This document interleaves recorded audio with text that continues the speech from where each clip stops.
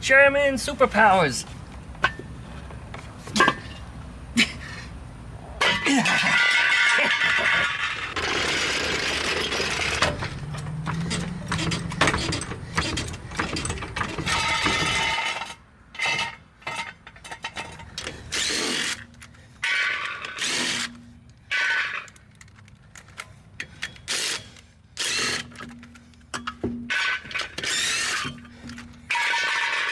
Very tight.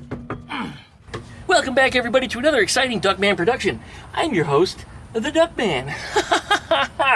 And I figured today I would do the intro while I'm actually starting work on this thing, because I've done this thing just a million times and I don't think I need to explain myself as to why I'm doing what I'm doing here or how I'm doing it. But I will say that drum brakes suck. And I'm going to be firm about that.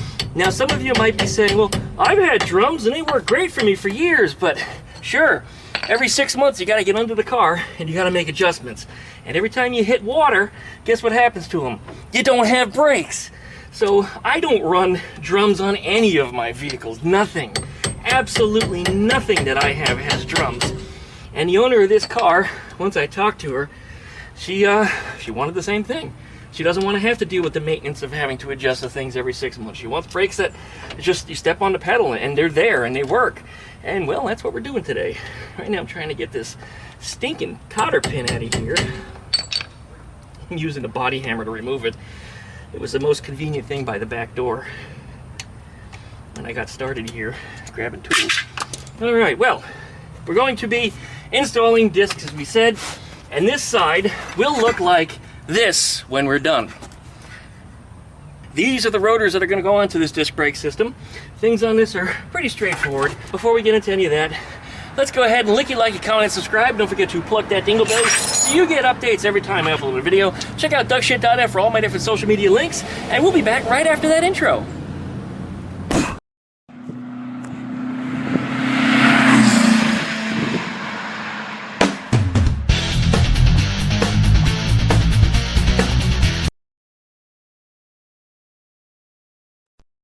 And we're back, boys and girls. Now this is a Type 3 drum that's on here. And by the way, we're in park. This car isn't automatic, it actually does have park. I did put some wheel chocks underneath there. So before I got started on anything, this thing isn't gonna be rolling backwards anytime soon. And I have both the jack and two jack stands underneath this thing. For those of you that are extra safety conscious, that like to tell me that, Duckman, you're dangerous. Okay, Duckman is dangerous. Duckman does dangerous things very carefully. I probably should have put this on the side here, but there is a little bolt in it, and as a matter of fact, there's a bolt in there too that's missing. Why is there a bolt in the front of the drums? Because this drum actually is removable from the hub itself, and only Type 3s were like that, so this is actually an exception. But what we do here is we're going to install our torque dude. That's what this guy is on here. And this thing, if you have a Volkswagen and you don't have one of these, shame on you. First off, just shame on you. You really need one of these because it takes so much excess stress off of you when it comes to tightening or loosening not only the hub nuts that are on, but also your flywheel nut, the big old gland nut that's on there. It's both 36 millimeters, and this tool will amplify your torque, so that way when you get on here with your ratchet, you can use just a little tiny ratchet. That's the wrong size socket. I wonder where the hell the right one went. It's here. But you can use just a little tiny ratchet, and you can actually spin off this big nut, which is tightened to 275 foot-pounds. Now, 275 foot-pounds is your torque spec, but because of all the years of rust, any paint that got in there, any sand, grit, it takes a lot more than 275 pounds to remove that. And 6-foot breaker bars, that's not my style. That's how you hurt yourself. You end up banging the side of the car, or you break your breaker bar. Ask me how I know. As a matter of fact, this jack that was under here, I used Dad's jack handle, and I used a breaker bar, and I broke Dad's breaker bar. And you know what? I never felt the repercussions for that. For some reason, he just never noticed, because he had so many tools, he just didn't notice that one was busted. So, Dad, wherever you're at, I hear you yelling at me now. Now, before you try to take one of these out, doesn't hurt a little bit to put a little pea blaster on there. Go around all sides of the castle nut. Whatever it's worth. Sometimes it'll help to get a stuck nut loose. Alright. Now, as I said, this is an absolute must-have for a Volkswagen owner. If you work on these kinds of cars at all, you should have one. No excuses. If you don't know where to get one, you can find one down below in my video links, and you too can have the same tools that Duckman uses. And if you use the link and you make a purchase there, they also send Duckman like $1. So if I can get, you know, a few 100,000 of those, Duckman can actually afford a shop. So, you want to support me, guys, buy the tool. It'd be useful to you, and for whatever it's worth, helps me. Alright, here we go. Put this in the right spot, because remember, we're turning in on ourselves, because if you turn over here, the whole drum will spin, but if you turn in on itself, the drum won't spin at all. Yeah, that's getting it.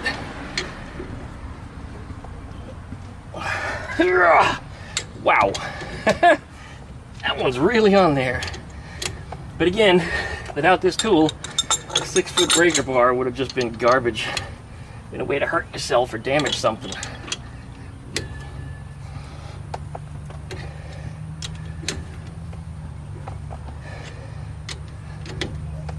I can actually switch to the ratchet now.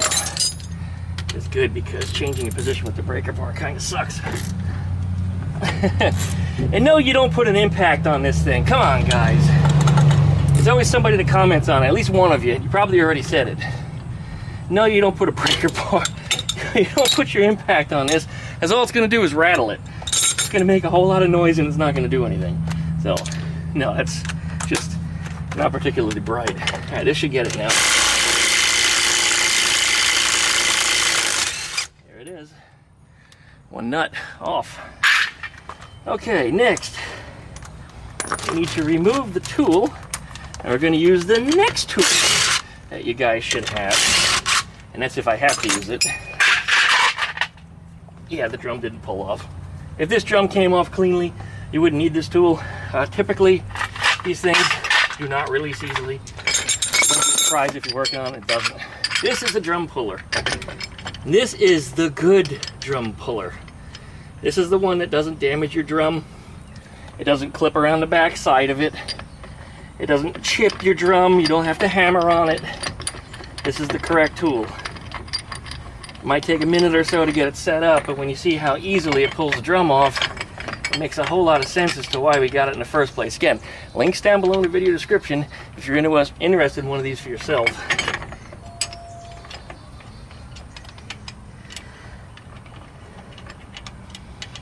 If you even just work on one of these and you get your drum stuck and you can't get it off, it just pays for itself for the amount of stress that it saves you. Why can't I get that threaded in? Try a different position. And yeah, it only has 3 legs on it, and this is the way it comes. Not 4, just 3. I guess they figured that was enough to get it to come apart, and it seems that that's been enough for me. I've never needed a 4th one. Although a 4th one would be nice, but no, it's never been necessary. Okay. Get this snugged. Then we'll go around these. Snug these up. You don't need to make them tight, just snug them up.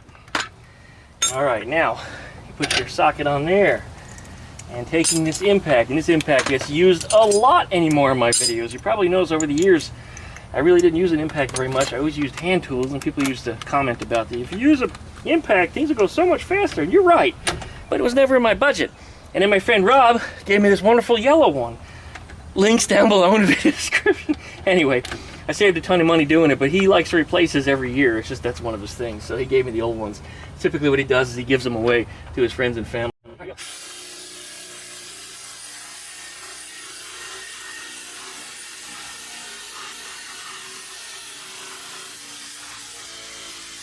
That one was a little tighter than most. That's what he said. Anyway, there it is. You can see the separate hub on the inside there. You can see the light coming through from the bolt hole where the bolt is missing. So anyway, this drum is now going to, wow. It's now going to be used, or not used, it's now going to be put aside and not used. Look inside of here, look at this. The springs aren't even hooked up on the brakes properly. Okay. That could have been dangerous to somebody in the future when the brakes don't retract like they're supposed to. Something could have come out of position and yeah, it would have been ugly had these brakes have jammed themselves up.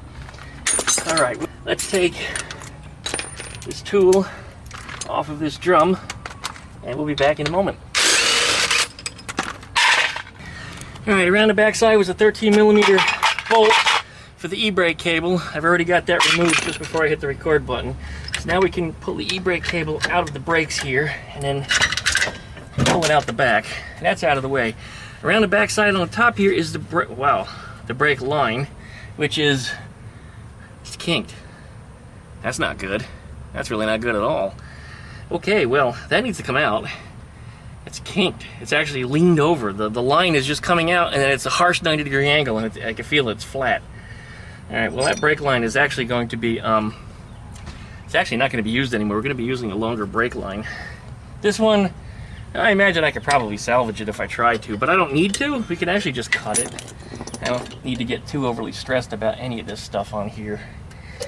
Yeah, that's what I'm going to do. Let's just cut it. Cut it, be done with it.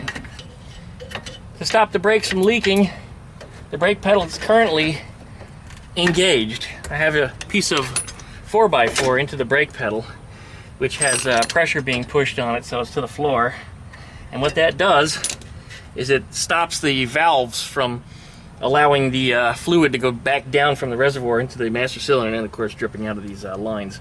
So anyway, this needs to come out of here, and this didn't cut it, which surprised me. I thought it would. All right, see what we go.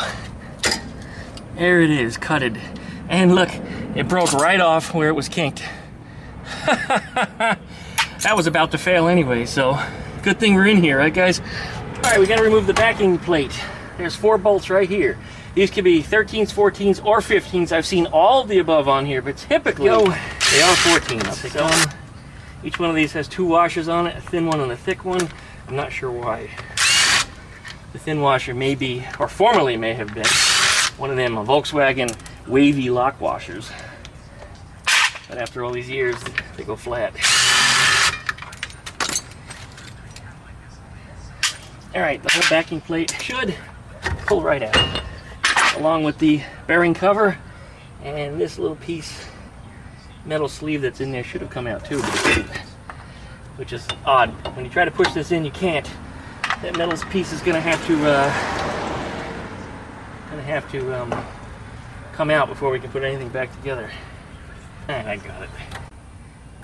There she comes. And as I said, this has to go in last. When you put that bearing cover back on, you actually slide this into it. It won't go the other way around because the seal will get hung up on it. It's just the way it works. So, ask me how I know. I'm the Duck Man. You know, I've done this a lot of times, you guys. In fact, you know, I've been doing this, it's kind of funny saying this, for a lot longer than some of you guys watching this are old. Yeah, it's hard to say that I'm actually of that age now where I can say, well, I was your age, kids. Yeah. Alright, well, we're in a good position right now. The next thing is we need to bolt on the caliper bracket, and then we need to put our bearing on here just like that. It's going to fall down, of course, when you let go. This bearing cover has 2 scallops cut in the sides of it, okay? Those are the sides that face down. When you put this back together, it goes on there just like so. You put your bolts in, your 13s, 14s, 15s, whatever it is that you got. And then we'll bolt this in here. And yeah, there's copyrighted music playing across the street really loudly again on a bullshit cell phone. I don't know. He sits there and looks at his cell phone really loud every night. Sounds like he's watching infographics or something, and it's exceptionally loud. I don't understand why anybody needs to make their phone that loud unless you're completely deaf, but I don't know. I haven't reached that point yet.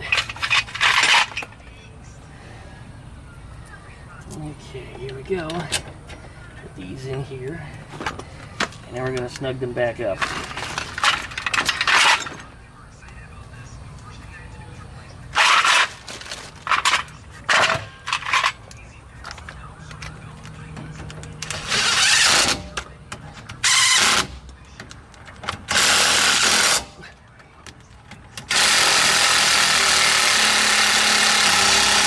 Last one is always the one that is a little work to get it in, I guess because the whole thing torques itself.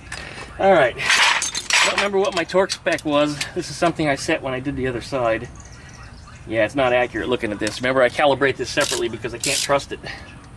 But anyway, whatever the torque spec is on this, it is set correctly. I will flash it up on the screen so you guys can see it. these do need to be torqued down properly because otherwise your brakes come loose. And once again, ask me how I know. I was once a teenager and I tried to take every shortcut possible. This is why I do the Duckman things that I do today, because I know where you can take a shortcut and where you can't. I also know where the flaws in things are and where you can make things better. Did I get that? Yeah, I did. Okay. Excellent. All right, now while we're under here, before we go any further, I'm going to take the shock absorber out. There's some coilovers in here that the owner of this finds just to be a really harsh ride. So she wants them removed. So let's get them out of there. I think that's got a bolt on it the same size as the lug nuts are. No, it's not. Okay. I don't know what the correct size is. We'll have to find a tool for that, and we'll be right back. Here we go. Let's get that shock absorber out of there.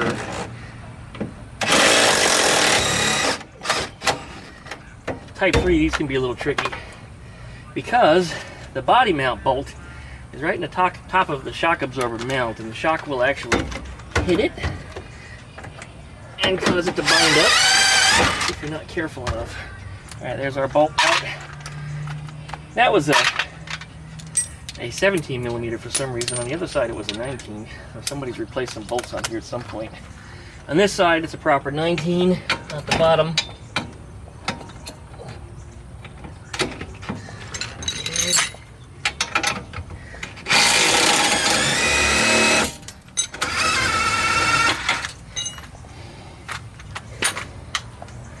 Okay. Sometimes a little tricky to get that bolt out. Just screwdriver it, knock it out. And our shock is now free. Here it is. Considering this car had been restored at some point, they didn't use very nice looking shocks. These actually appear to be used. There's a little bit of blue paint on them, and they're rusty. So, not very nice. Anyway, she's got some brand new KYBs that are going in. Links down below in the video description if you need a set. These, when you release the strap on them, they start growing. Hey, they get a long black one. Alright, then we're going to start with putting our bolt in the top. In my experience, the top bolt is always the easiest one to get in. Again, Type 3 stuff.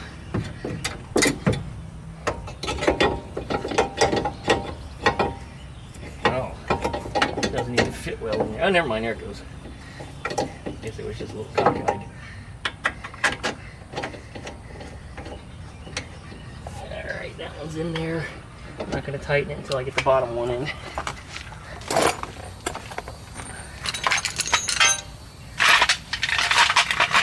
There we go. That's an odd nut to be using on there. That's the way I found it. That's the way it's going back. It was flat side in though. I don't know why anybody would put like an acorn nut, an open acorn nut on there. Yeah, I don't know. Not my problem to figure that out. It's not what we're here for today. Today we're here to put stuff together.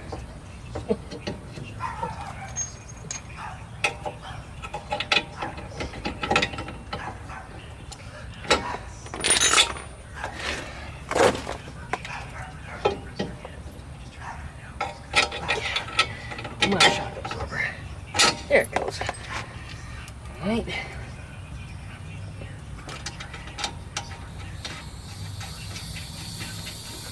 Now we can start tightening things up. Guess we'll start with the bottom because we're here and the tools are already ready to go.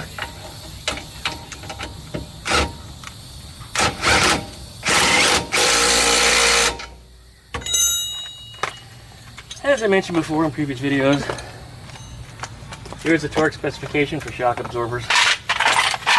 The deal with these things is just make it tight. I don't bother making them overly tight. I don't worry about torque spec on it. It's a shock. You know, what's the worst that happens if it comes loose? It falls out. I mean, that's kind of disappointing, but you know, it's not going to fall out because I made it adequately tight. In fact, it's probably tighter than what the torque spec is supposed to be on there. Now, what the hell happened to my 17mm socket that I had out here? There it is. Just in time for something to be flying over my head, making all kinds of noises. That's okay, I'm going to make more noise. Here it comes.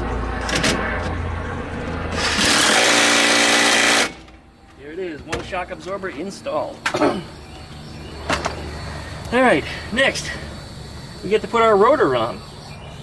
But before we get to the rotor, I want to grease up the splines on here because of how nasty, rusty, and trash they were. Because when it comes time to pull this rotor off, and it may be me who does it, I want to make sure that it comes off easily and not as hard as it was to get it off this past time. Well, at least when I pulled the drum off, this time it's going to be a rotor, of course. Same tool we get, but let's just do it right.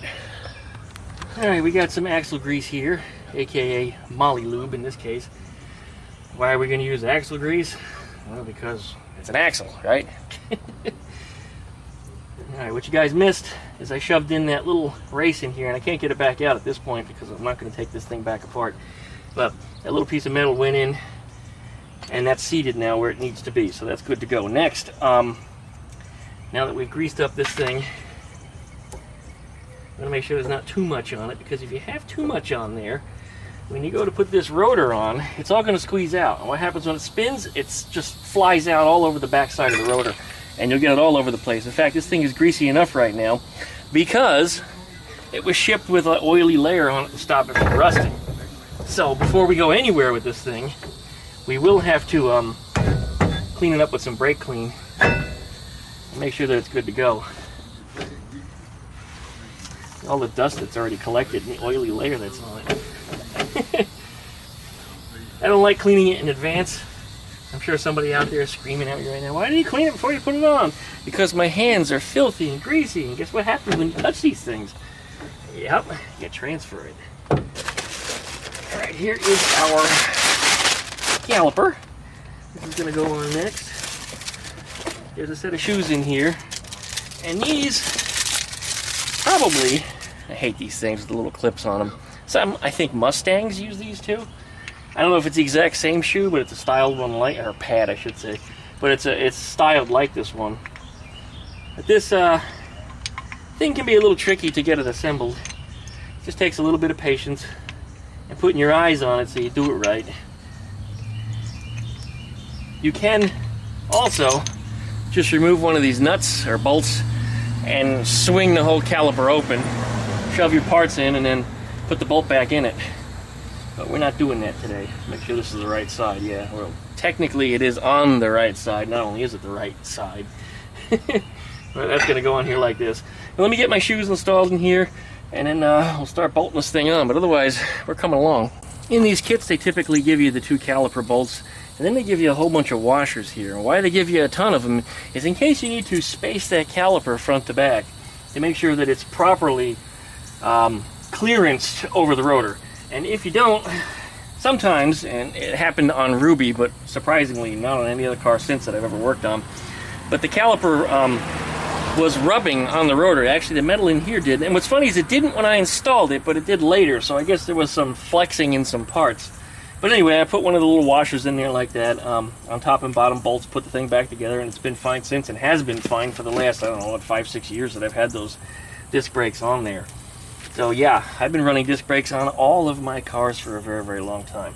But anyway, we're going to put one washer just behind the head of the bolt, just like that. Put the caliper on.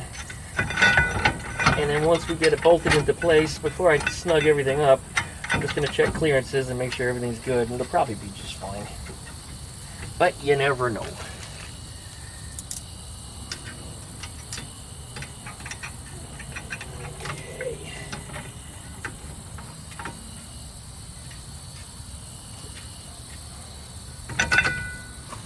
Alright, let me stick my eyes down in there. Oh yeah, we're good. Nothing else need to be done. Alright, get all the extra hardware out the way. We're going to get this thing snugged up, and it's about to start getting dark, so what we're going to do is we're going to come out and finish this thing in the morning. And that means we're going to work on things like brake lines and e-brake cables. And those are things that are on this vehicle that are, well, they're a little unique. Especially when it comes to the e-brake cable, because I have to make an adapter for it. As far as the brake lines are concerned, they're wrong on here, so I'm just going to have to just make brake lines. So I'm probably going to have to go to auto parts place and pick something up. But anyway, yep, we'll get this bolted tight, and then we're going to call this side done for the evening. Yeah, we're going to run our nut on here. before we check for caliper spacing, because that can affect how far in or out the rotor is going to be. Caliper spacing, I think it's good. I feel like we might have a little rubbing under there, but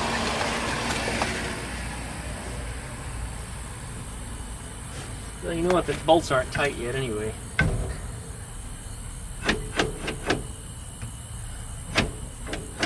You know, it's just the pads that are rubbing. Yeah, it's just the pads. I can feel it. I don't see any metal-to-metal contact. No, we're good. All right, let's snug that up. It's getting a little dark, so we'll come back on this thing in the morning, and we're going to work on things, particularly the brake lines and our e-brake cables. The e-brake cables that fit onto this thing are a little unique. They're going to fit a little differently. I had to make an adapter for it. As far as the brake lines are concerned, there wasn't any in the kit. The stupid bastards didn't put any in there. Now I'll have to check the parts list and see if there were supposed to be some in there to begin with. If there wasn't, I'll see if they can ship them to us. Although by the time I get them, I'll just have some new lines created. Because why? Because I have a proper crimping tool to put the brake lines together, and that's just what I'm going to do, and we'll get this thing done. There's no reason for me to mess around. All right, well, let's get this torqued down properly, and then we'll be done for the evening. All right, one torque feed.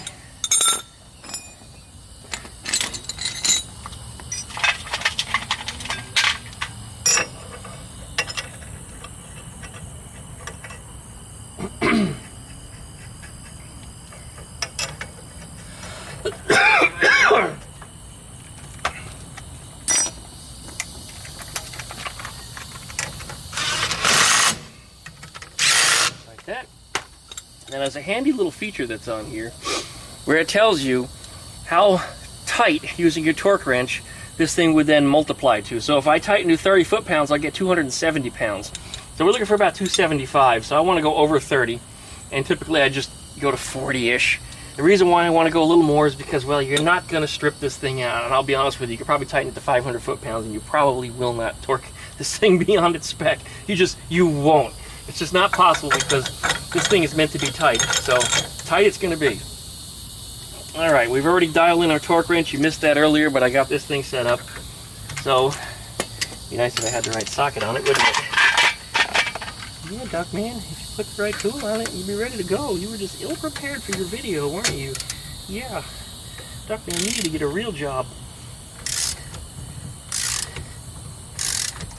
Well, looks like this thing's got quite a ways to go before I can torque it.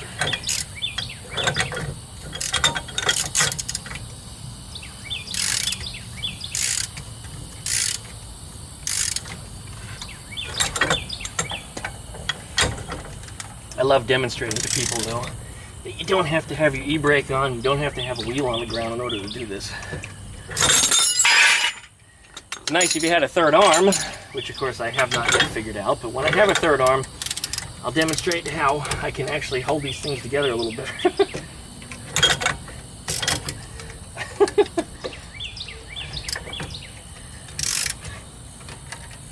Again, turning in on itself. If my hand is here, I'm not forcing the rotor to spin. Rather, I'm in line with the nut. So I'm not putting as much turning stress on the center of the thing, so I can just keep doing this all day long. Uh-oh. I'll do that, Duckman.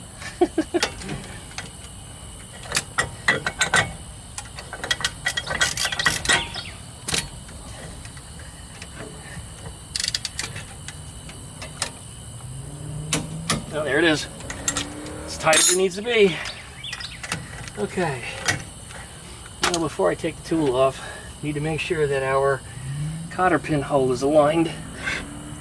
Per the instructions in the manual, if you're not lined up with a cotter pin hole, tighten it further beyond its spec until it does line up. So it looks like we're about to catch the next one right here. So we'll just go a little bit beyond. A little more.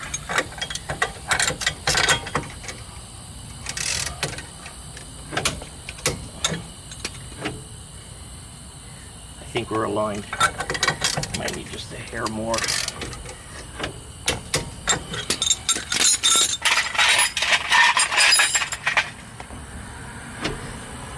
Yeah, we're good. If this pin goes in, I'm going to use it. If it doesn't, we're going to get a new one. That's pretty much been my answer for reusing these things.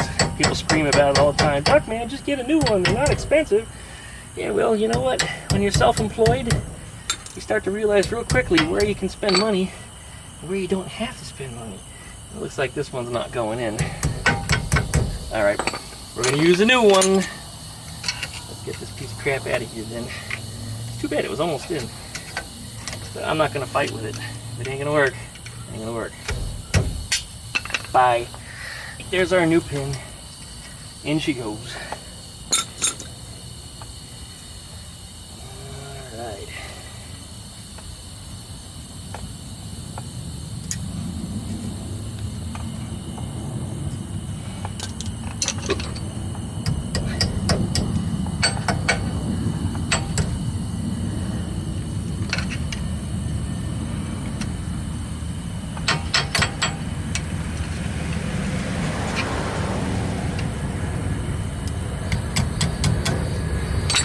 Good. And this comes off.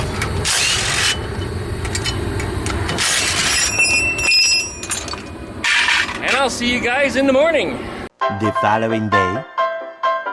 Alright, we're back, everybody. And I meant to get out here earlier before the sun was so directly on me. But I didn't wake up because my pillow rolled over onto my tablet, which was my alarm clock. Anyway, it's a good thing I don't work for anybody else, isn't it? I'm going to do as much as we can today out here before the sun becomes unbearably hot. But this is a piece that I had to make for the e-brake cable, because the e-brake cable on this thing is, well, the cable itself, the wire, is plenty long. But the outer casing here is too short. And this is a problem that occurred on my Type 3 also for Ruby.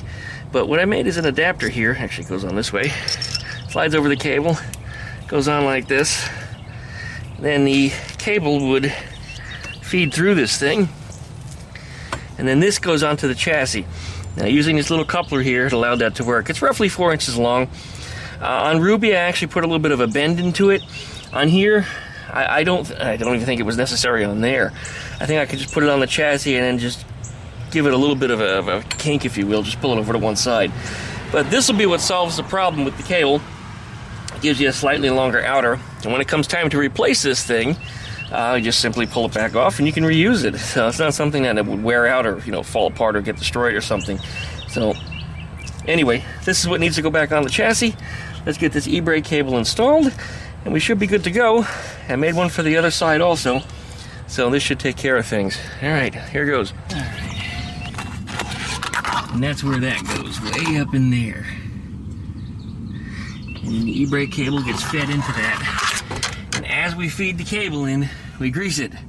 We don't grease it before, because it's going to get floppy, and it's going to get grease all over everything. So just a little bit at a time, couple inches at a time, grease, couple inches of grease, blah, blah, blah. And just keep sliding in through that hole.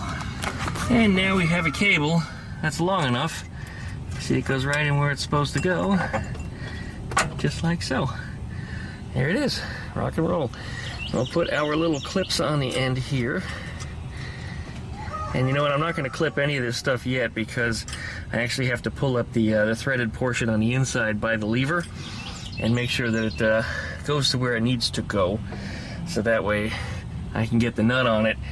If I tighten this up in here right now, or it's clipped in, I may not be able to retrieve it from the inside because it's going to go down in the tunnel and it might be just a little too short. This way, with it out, I can push it way in here, and well, it's not going to make that much of a difference because it's on a spring. But I can push it way in there and it'll give me more slack on the other side. So once I feed it to where it needs to be, then we can, of course, get this situated. Alright, we're going to pull that cable up through the tunnel, just like that. This one actually came up and out of there pretty easily. Put it in through here, and then we'll put our nuts on the end of it. Alright, now at the back side, we need to start clipping things together. Before I get that for, I'm going to slip the nut on here so that way that doesn't fall back down into the tunnel. Because that's one of those things that happens if you don't pay attention or you're on the other end and you're just not watching it. So, yeah, ask me how I know, right? The sun is an intense one today, that's for damn sure. get this done quickly so I don't sunburn. We're clipping this cable on here. There we go. And the last piece is a little circlip that goes on the top here. You know, I'm going to pull you guys down so you can see better. Alright, the cable's clipped in the end here, and then this little circlip should just push right on here. And usually I don't need a tool to do it. Famous last words, this is going to be the one time that I do. Yeah, actually that's really difficult. I wonder if I could just tap it on there. Nope. No, that was foolish to even try, right? Yeah. The cable looks like it's just not quite straight enough to get the clip on it. And I guess it's Pride Month, doesn't need to be straight. Try again. Nope. Doing this one-handed is probably what's killing me here. One more time. There it goes. And the little circlip is now officially on. Okay, this cable is installed and it's ready to be snugged up. We need to do the same thing on the other side, but not with how intense this sun is out here right now. This is horrible. Should have got out here earlier like I suggested. Okay. And it looks like that cable is way too long. Alright, well, we might have to trim it down a little bit. And that's not a problem because this actually came with a kit for trimming it, which rather surprised me. But yeah, it actually has some of the parts in the kit to shorten the cable up. These guys. So I can cut it, I can shorten it. It is an option. So not a problem if I need to do that. But to be that goofy long is actually quite a surprise. I didn't expect that at all. But that's probably why they did it. Hey. One size fits all. Alright, well, it's going to work out just fine. I'm getting out of the sun. No, an easy up or installing some kind of a lean-to isn't going to help me because the sun is coming down sideways. So these are things that just don't make any sense. So thanks, guys. No, I'm not upgrading this property because then I'm spending money on a property that I'm not staying at. If you suggest something like that, that means you're trying to keep me away from my shop. Yeah, I want to get into a shop space, guys. I don't want to start spending money over here and not have money for the ultimate goal. That doesn't make any sense. So anyway, let's keep moving. I get some stuff put away here for the moment. We'll come back out here as soon as the sun goes behind the trees. And we'll get the other side done then. And actually, the sun doesn't feel as intense from this side. Oh, because I actually do have a little shade right here. A little swath. A little swath of shade. Won't last long, though, because the sun's right behind the tree. Alright, I gotta go feed the birds anyway, so I'll give this a pause for the cause and we'll be back. I made the little extension tube for the other side a little bit longer. It's actually about 2 inches longer. This way I don't have to trim the cable. And if this turns out to fit, then I'm going to take the other side apart and do the same thing over there. But, yeah, here we go. I'd rather not trim the cable if I don't have to. I'd rather have something that's plug and play. You install it once, and every cable that you put it on and after that will always fit. So that's kind of the goal here. All right, we're good.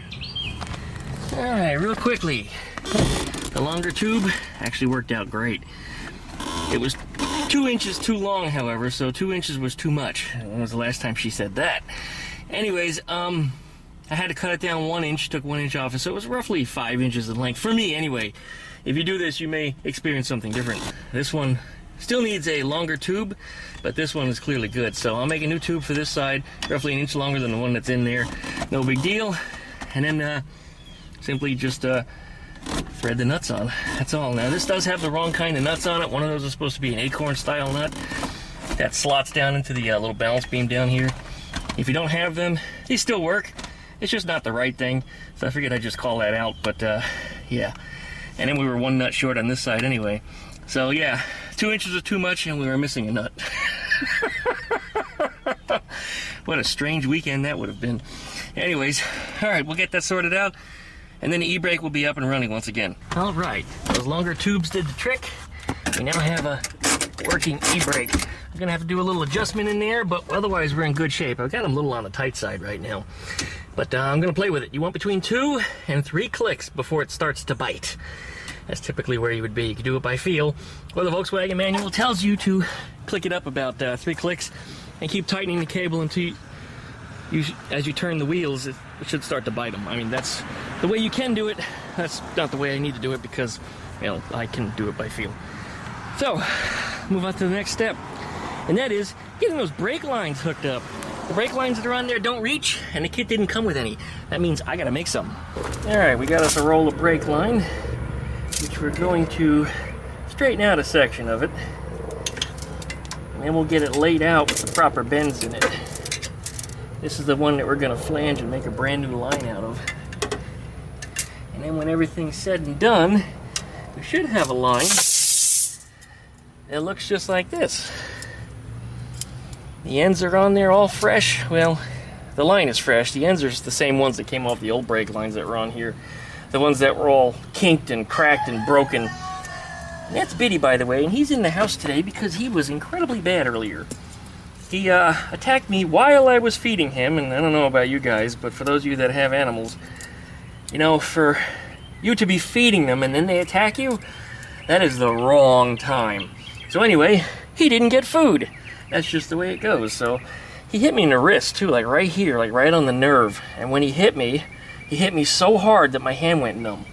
Yeah, it just went numb and then all pins and needles after that for about an hour. I mean, he hit me really hard in that nerve, which just incredibly pissed me off. But anyway, I digress. Off topic. We need to put these lines on for both sides here. See if I can get them threaded in. I got a feeling they'll fight with me. As I said, when everything's said and done, you got a nice brake line that contours and fits over everything brilliantly and right down into the caliper. So everything is a good fit in here and is nice and tight and good to go.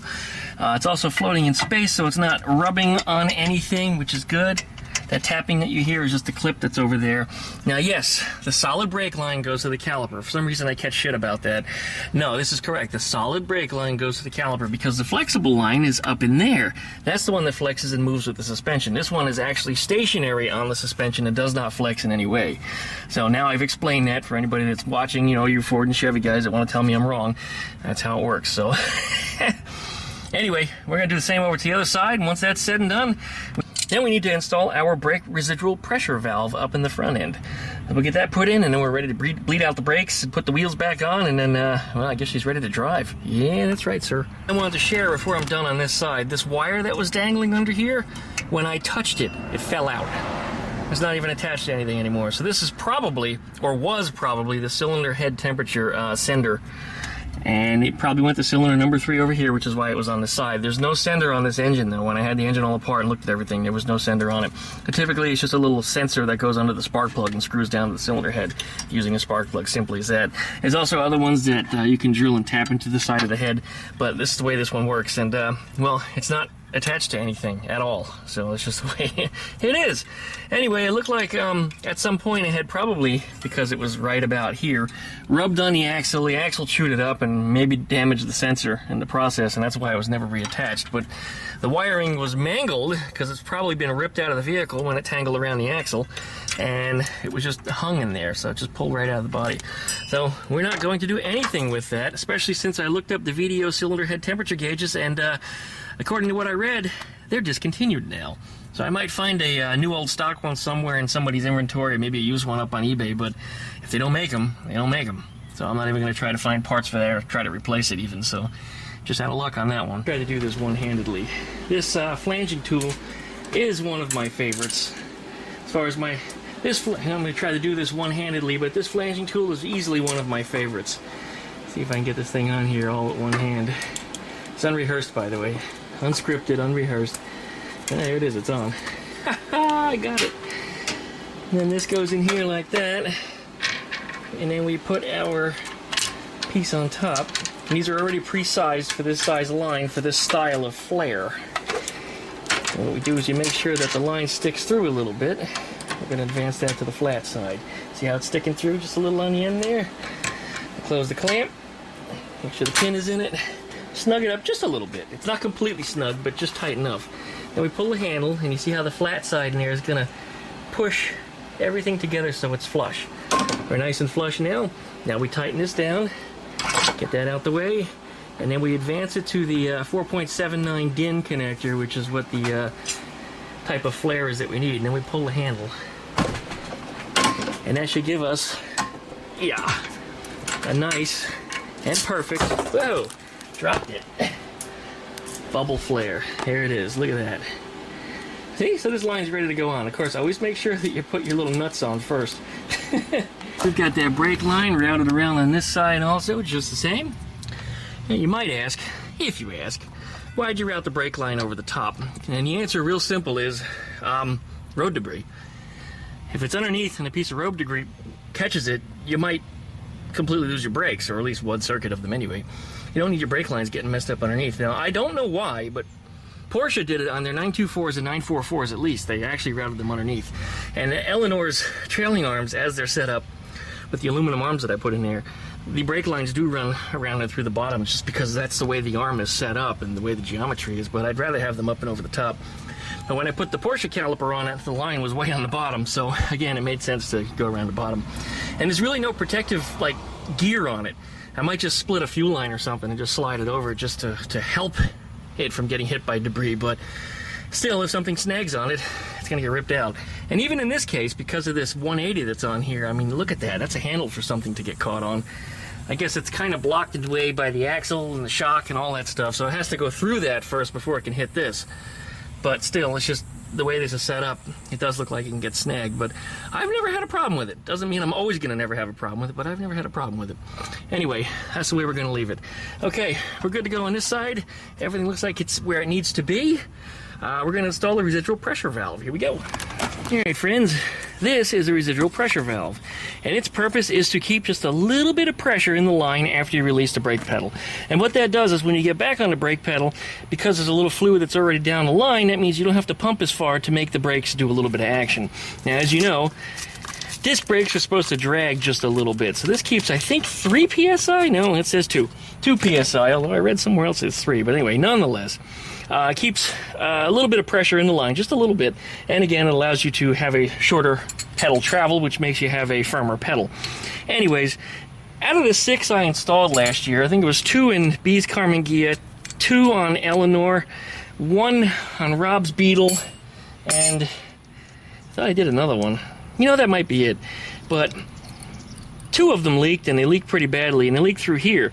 What happened is when we got on the brakes, it would piss all out from around this here, and that little rubber gasket, or rubber gogie that's in there rather, I don't think it does a well enough job for sealing this. So when I investigated the second one, because we shipped back the first one, I discovered it was threaded, and the best answer I had to stop it from leaking was to just apply a little bit of fuel impervious Teflon tape. So I'm just going to wrap this sucker up, and I think I'm going in the wrong direction when I wrap this. Yeah, I got to go around the other way. No, I'm still going the wrong way. I hate this. Alright, well, yeah, I had it right the first time, didn't I? I sure did. Okay, we're going to give this a little wrap. With a razor, I'm going to cut off some of the excess. And the one that I had that was leaky stopped leaking after I did this. So I decided to do it to just every single one of them that I worked on since. And I've not had an issue with them leaking. But this should get it. Just clean it up, of course, so the Teflon tape doesn't get up inside the unit, because you don't need it blocking your I'm going to say fuel, but your brake fluid. And then I'm going to gently pick it off the rubber gogie that's on here. Don't lose the spring that I just dropped. You don't want to lose that. That's part of the little valve that's on the inside. It's on the ground right at my feet, so I'm going to pick it up in just a second. Just don't step on it, Duckman, you big dope. Anyway, we're going to pick this off the rubber gogie here. And just make sure the rubber gogie does get its own seal like it's supposed to. Don't need anything to get wrapped up inside of it that could affect its own ability to seal. Alright, there it is. Put that spring back in, which hit my feet and was right here on the ground, and of course now I don't see it. Oh man. Alright, I'm going to get a magnet. Alright, it was right at my feet. Just a thin, wispy little thing it is. That's why I couldn't see it. Didn't even need the magnet. Once I got down at eye level, it turned right up. Okay, here we go. We'll thread this back together, get it nice and tight, and then let's get it installed.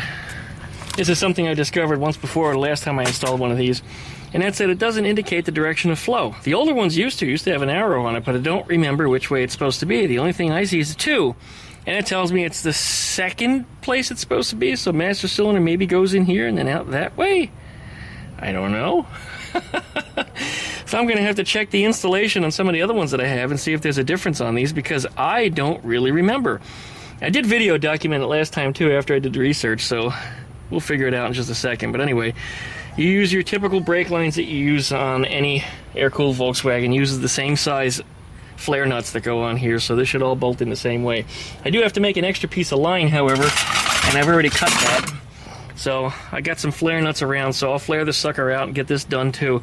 And then we'll get it threaded in here, well, or here. I don't remember which way it's supposed to go.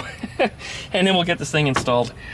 All right, the answer is yes. 2 is on the outbound, so that means this side goes to the master cylinder. So this is where we're going to attach this line to. And the line that comes out of the master cylinder will go in here, and then this one goes into the master cylinder. Boop. Hey, you can see the residual pressure valve and the little loop-de-loop that I put on there. And I'm glad that I made that thing extra long as I did, because it needed every bit of that to be able to get it to contour to that shape. But it's in circuit, just the way as it should be, connected to the master cylinder, and then that there is the rear brake line. So we're ready to rock. Let's get those brakes bled. I'm not going to get into full detail on how I bled the brakes, but I do it one-man method. Pump, pump, pump, shove a piece of wood in there. Come under there, open the valve. You got the hose up and about. When it stops making bubbles, switch to the other side. And this is the last side. This is the nearest. So anyway, should be good. Don't need to rebleed the fronts because the front circuit wasn't tapped open. In fact, the front circuit had no fluid missing from it at all. See, we need more fluid in there. No, it looks like it's full right up to the line. So we're good.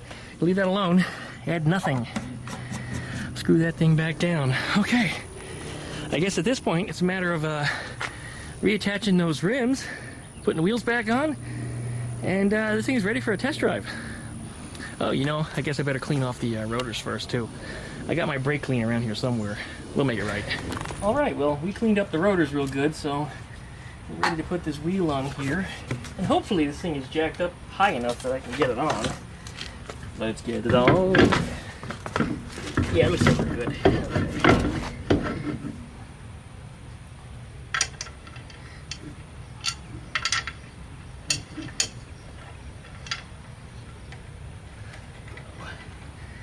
One lug nut, 2 lug nut, 3 lug nut. Ah! There we go.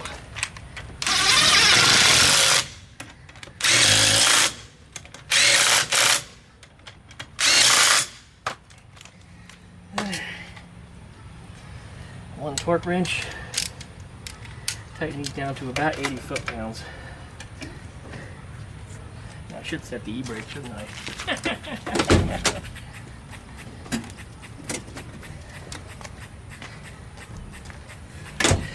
Wouldn't be surprised if they don't pinch adequately yet. Yeah, they're gonna need some bedding in. All right, we're gonna drop this wheel on the ground, and then we're gonna torque it down. All right, let's play. Jack stand out. Let's go ahead and dump it back on its wheel. Dumped. Very nice. Now let's torque this puppy down. Make sure we're in park. Playing with the gears earlier so I can turn the wheels around. Okay, here we go. Here it is.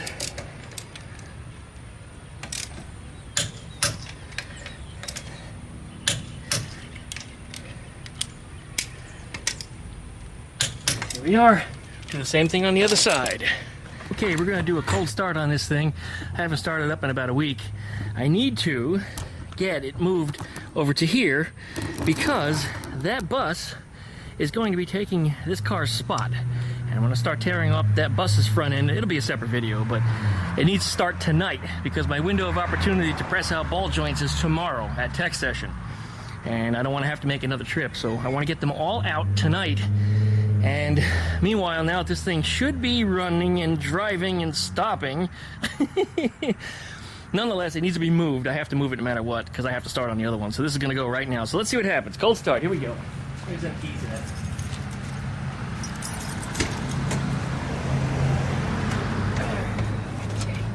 Ooh. forgot I moved this seat so I could bleed the brakes. There we go. It's got to go back all the way for me. It still needs more space. Okay.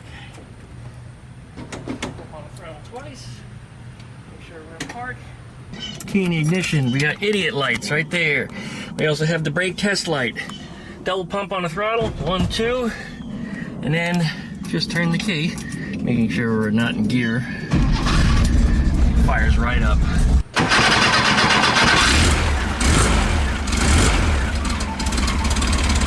bad. Better than it ever was. Okay. I'm going to say that all the tuning I did on it last week was good. One of the things I would recommend doing whenever you install brand new brakes, you need to bed in your brake pads. And what that means is the pad and the disc are going to be rubbing on each other, and all the little imperfections that are on there are going to start matching one another. Essentially, they're going to machine themselves down. So what you need to do in the case, because this is rear brakes, is just drive it down the street with the e-brake on just a little bit. You know, do it a few hundred feet. You know, I mean, nothing too dramatic. Don't pull it too hard. The idea is to get them nice and hot and get good friction between them to get them to rub. So here we go. Let's move this car. See, there's a block of wood over there. Get that out.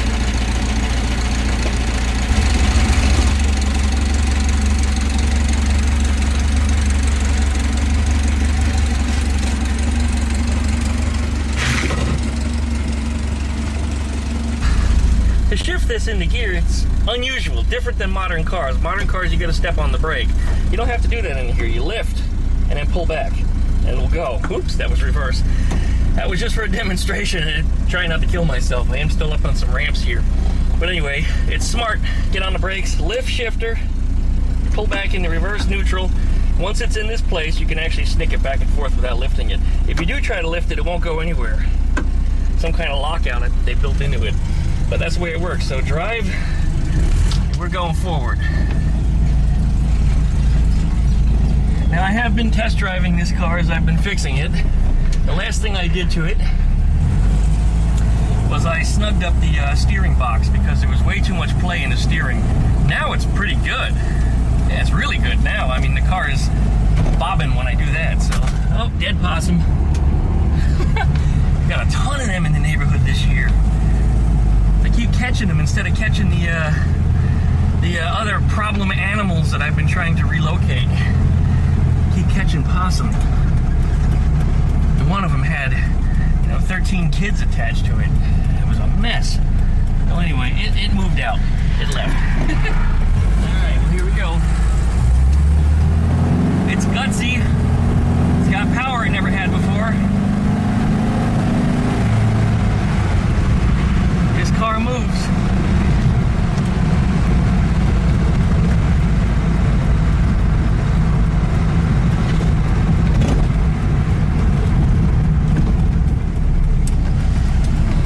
The goal right now is to get the engine and oil nice and warm because we're going to dump it for that last oil change.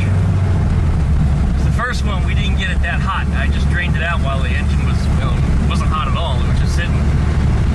So if there's any more gunk or anything that's floating around in the engine, this is its final washout. It's got 10W30 in it right now, which is the oil that the customer had provided. And I said, well, that's not what should be in there. I mean, the manual calls for 30 weight, straight 30. Not 10, because it's really thin when it's cold, and then it gets, thicker as it warms up due to the polymer strands that are in it. And I'm not going to get into the whole process of how the oil works, but that is what it does. It changes viscosity. Anyway, the car drives good. Four-wheel disc brakes, I mean, they are on par. I really like four-wheel disc brakes, if not for anything else other than the lack of maintenance. The only thing you have to do to them is, periodically change out the brake pads. And if you don't drive it that much, which I like to say about Ruby, well, I don't like to say that, I'd rather drive it more. But Ruby doesn't get driven that often, so otherwise she would probably have new brake pads on her by now, because I guess I put those brakes on there like 5, 6, 7 years ago.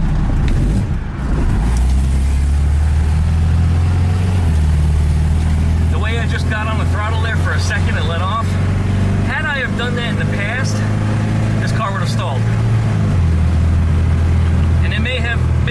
to by the 009 distributor, because I have that initial stumble right off the line.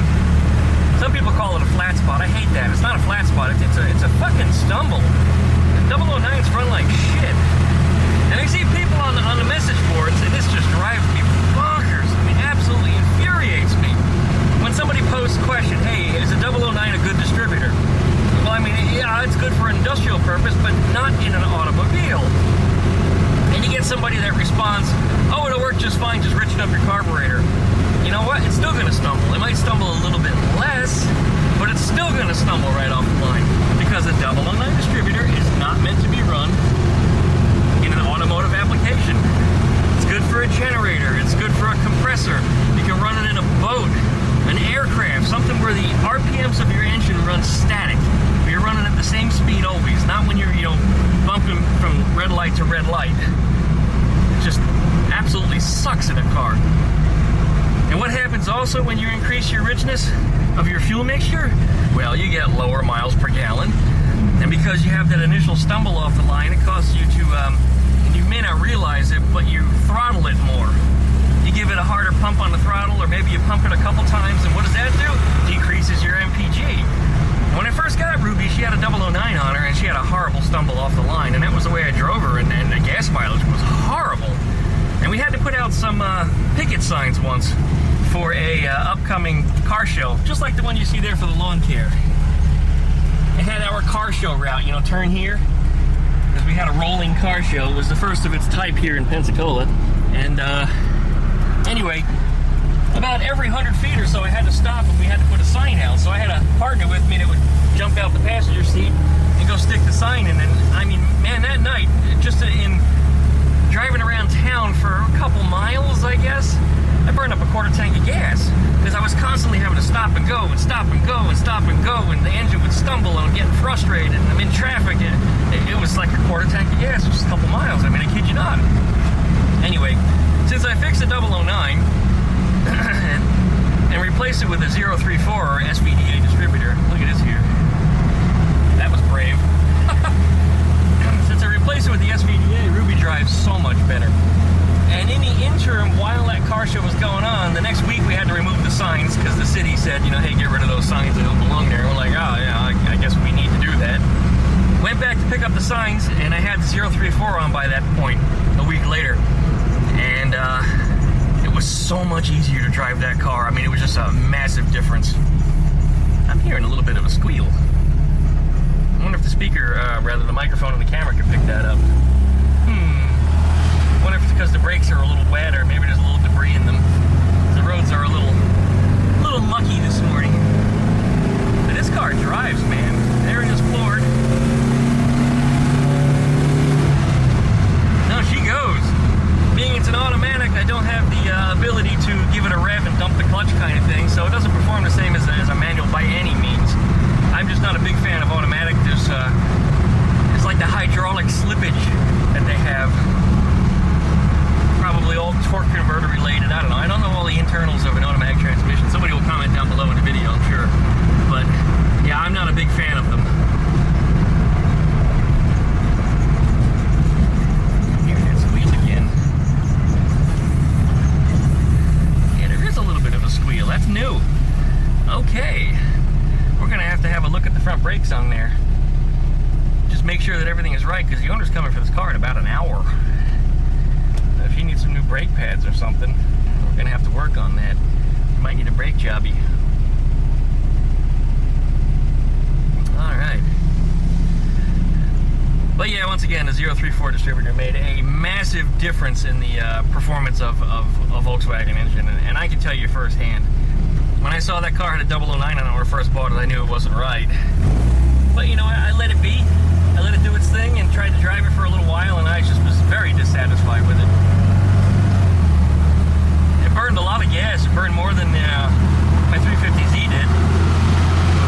And I'm sure somebody out there saying, well, maybe the timing was just wrong. Well, it's a 009. Of course the timing is wrong. Even if you were to set the maximum advance on it properly, it still doesn't have the right torque curve. And it's not something that advances per the load of the engine. It doesn't know how to adjust to the load of the engine. It only knows how to adjust to the RPMs of the engine. So it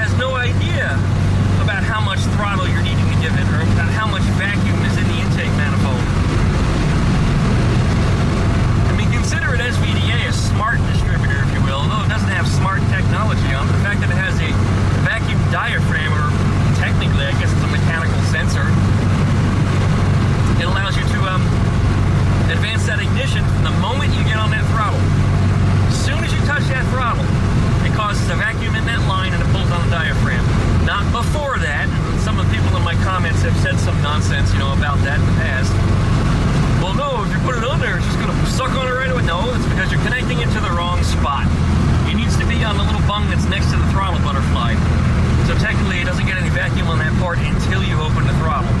And the more you open the throttle and the harder you open the throttle, the faster it's going to advance because you have more vacuum signal. I probably should make an entire video just about the SVDA and how it works. Because that's what's really meant to be on a Volkswagen air-cooled engine. Yeah, and I know the earlier Volkswagens had 090s or 019s, which is very similar to a 009 distributor that were mechanical only. And then there were some later distributors that were vacuum only. They didn't have the mechanical advancement on the RPM side too. So the SVDA was the fix for the best of both worlds, and they didn't show up until on Volkswagens. I think it was 68, 69, 70, 71, somewhere in there, right along the big transition years. And honestly, you can put them on any Volkswagen engine, and they work better. I mean, you can even stuff it on a Type 4, and it works better. It's one of those things that came later. They figured out, I saw. This is so much better. Why do I sound like a Frenchman? I don't know. But we take the Renault, which could also benefit from an SVDA. I don't know if it has one or not, but yeah, that was completely... I don't know why I speak like a Frenchman this morning. I haven't even had a drink yet. Maybe that's why. Anyway, this car is driving very, very nicely.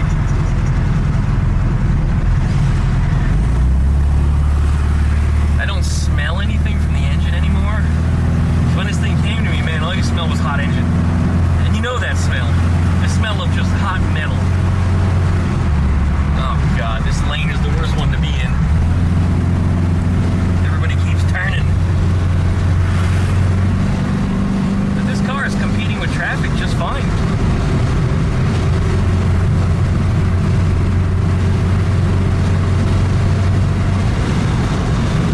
Yeah, I see nothing here that would need adjustment or repair. I mean, this engine is certainly doing its thing.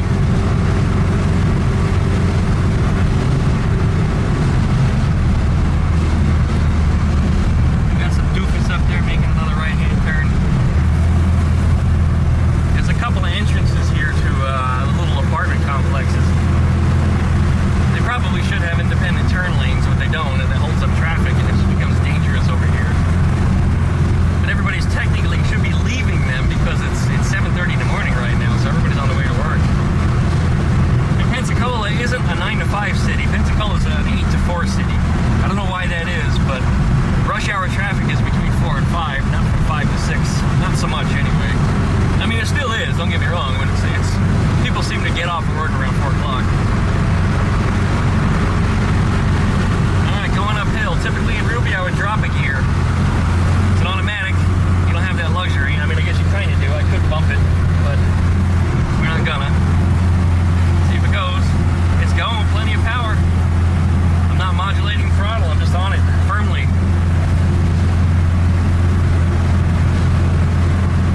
Yeah, I like to bump it down a gear because that's a little air-cooled thing. You want to get those RPMs up because it spins up the fan. Let's see if Wild Bill's home. Wild Bill had a breakdown last night. He lost his fuel pump about, I don't know, half an hour, 45 minutes from here. And he tried to call me, and I was working on this, and I was go-kart cutting and welding, and, I had tools. I was working off the grid. I keep my phones away from me while I'm doing that stuff because I'm trying to record video. Running tools, I can't hear it anyway. I got headphones on, which triple up, can't hear nothing. So I missed his call. He called me on the wrong phone anyway. I have multiple lines, and he called me on the wrong line. Then he tried Facebook messaging me, which didn't work because I wasn't near my phone.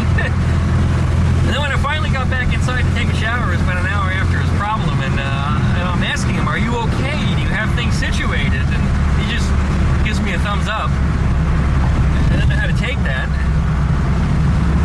Just the thumbs up is okay. Does that mean you got my message? Does that mean you're okay? I mean, what does that mean? Do you need something from me? I mean, I'm your closest friend, geographically speaking. I mean, I don't know about personal life, but geographically speaking, I am his closest friend. I'm a few blocks away from him. If I need to go get some parts or something, he needs to tell me. Anyway, finally he called, and it was on the wrong line still, but I was in the house at that point, so I was able to grab the phone. And then I missed the call, of course, because I didn't run through it fast enough.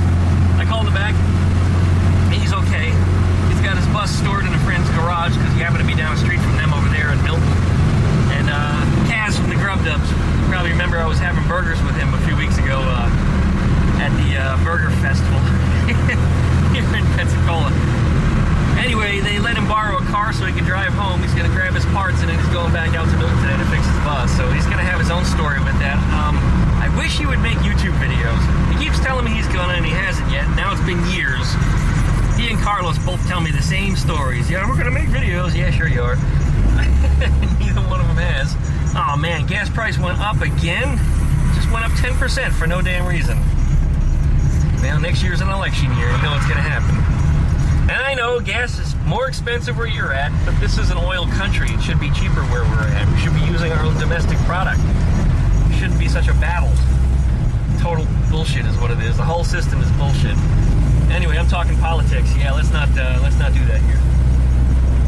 What the hell is squeaking? It sounds like it's on the right side, not the left, just the right.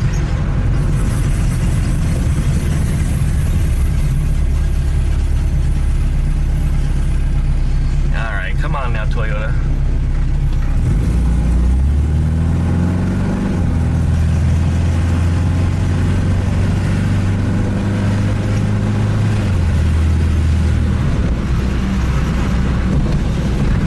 Drives great.